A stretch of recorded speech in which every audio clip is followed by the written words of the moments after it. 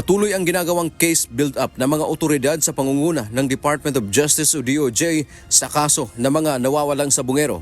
Ayon kay DOJ Spokesperson Assistant Secretary Miko Clavano, maganda ang lead o takbo ngayon ng kanilang investigasyon.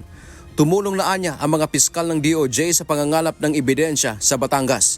Kaya pakiusap nito sa pamilya ng mga missing sabungero, habaan pa ang kanilang pasensya at iginiit na ginagawa na ng pamahalaan ng lahat upang malutas ang kaso.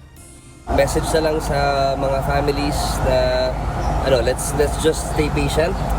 We are doing everything that we can to retrieve what is there, and we hope for the best results.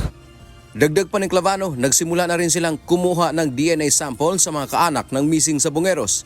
Ito ay upang magamit sa gagawing cross-matching sa DNA naman ng mga nahukay na buto mula sa Taal Lake.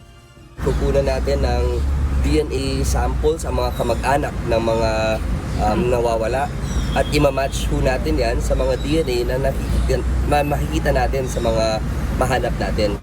Dagdag pa nito, bukod kay Julie Patidongan alias Totoy, may iba pa na nagbigay sa kanila ng mga impormasyon ngayon kung saan posibleng itinapon ang mga bangkay ng mga nawawalang sabungero.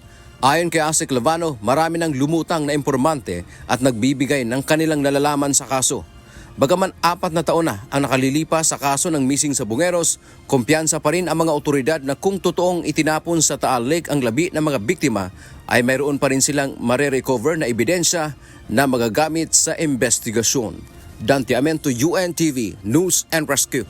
Diyos ang aming sandigan, serbisyo publiko ang aming pinahahalagahan.